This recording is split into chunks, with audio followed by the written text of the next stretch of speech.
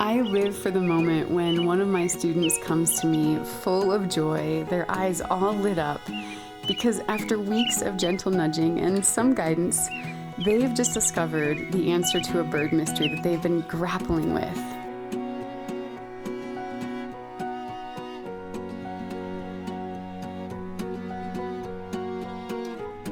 My name is Christy Dranginis. I teach people about birds.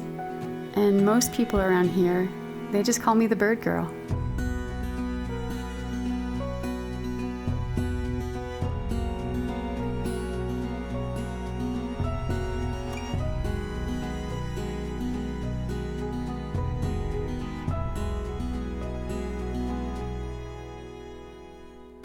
So I was 21 years old the first time I fell in love. I still remember the moment. I was rushing to get to an important class at the other end of campus. I was pretty stressed out because I thought I was going to be late for it. But none of that mattered in this moment because as far as my 21-year-old heart could tell, I had just fallen in love. Everything stopped. The bustle of the campus faded away. My worry about making it to that class, it all just dissolved. Because it was just me and the sweetest voice I had ever heard in my life, calling to me from up in a giant maple tree. It was something like that. That moment seemed to last forever. It nearly got me hit by a car, but it also completely changed the way I experienced the world. Up until that moment, the world of the chickadee hadn't really existed for me. That may have even been the first time I actually heard a bird sing, to be truly honest, which is kind of shocking because birds are everywhere, right? Well, as time went on, I decided that what I wanted most in life was to help others learn what it means to be in relationship with the birds.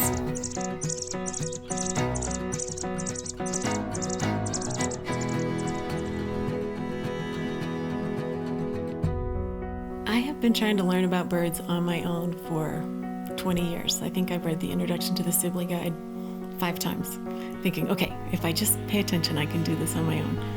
But I don't. I get overwhelmed with trying to identify which part of the book to even look in. So 20 years, and it hasn't worked. When Christy talked about tools that we could use to figure out what bird we were looking at, that's the part that really appealed to me and made me think it was my kind of bird class. We have been to Mexico 4 different times, to this area that has an estuary where the desert comes right up to the ocean that you can kayak back into or walk along. Previous years I've gone and I've seen birds and I've been determined to figure out what they were, and I've come away with maybe 6 different birds that I was able to identify, maybe 10. When I got down there, I just started using the skills that I'd learned in the class, and by the end of the trip, I think I'd identified over 100 species, and that was just so exciting to me. You know, when I'm working with a group of people, something that's really important for them to learn is the concept of approach. Most people, I don't think that they realize that they don't actually have to flush the birds and other wildlife every time they enter the forest. The way we often approach the natural world tends to terrify everything in our path, causing it to take flight and get as far away from us as possible.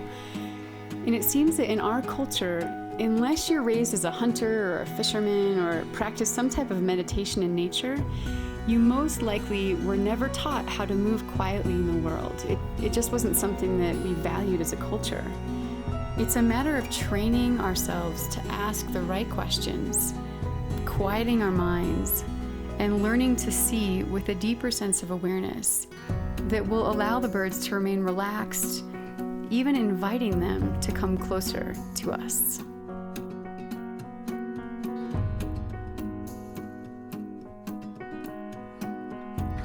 I thought I was a fairly good observer of the natural world. After taking Christy's bird mentoring course, I've really seen new ways of interacting with the natural world. I've learned the concept of baseline by going out in my backyard each day, going to my sit spot, and observing the world around me. I had a wonderful experience one morning when 2 spotted towhees were doing their double scratching, sifting through the dry leaves. And I just sat, and they came around and they made a big circle around me, and they were so close I could touch them. I observed them in a way I never had before. This was just astounding to me to see all that I had been missing in my own backyard. You know, one of the most exciting aspects of Bird Mentor for me is that beginning birders don't have to feel alone on this journey to learn more about birds. I know it's possible for anyone to recognize a bird by the flick of its tail, the signature swoop it makes in flight, its silhouette atop a far-off tree, even the particular chip it might make when a dog walks by compared to that of a cat. It can be daunting to know where to begin or what the next steps should be sometimes, and Bird Mentor is designed to support beginning birders every step of the way, kind of like the feeling you might have of seeing a signpost when you've been lost on a mountain trail for a long time. I want to leave people with the experience of being intimately related to the world of birds.